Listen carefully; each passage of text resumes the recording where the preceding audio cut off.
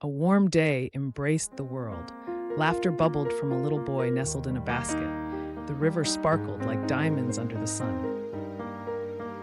Nearby, fluffy ducklings paddled and quacked in delightful harmony. Their playful splashes danced in the sunlight. Tiny hands flung water joyfully. Gleeful giggles filled the air, calling out to the little swimmers. One brave little swimmer approached. Curious eyes twinkled, drawn to the laughter emanating from the basket. With joy, he reached out, heart full of wonder.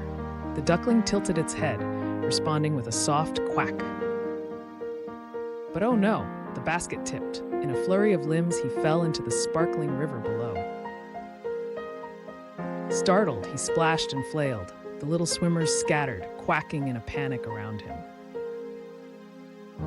Over on the riverbank, Mother dropped her clothes, eyes wide with worry.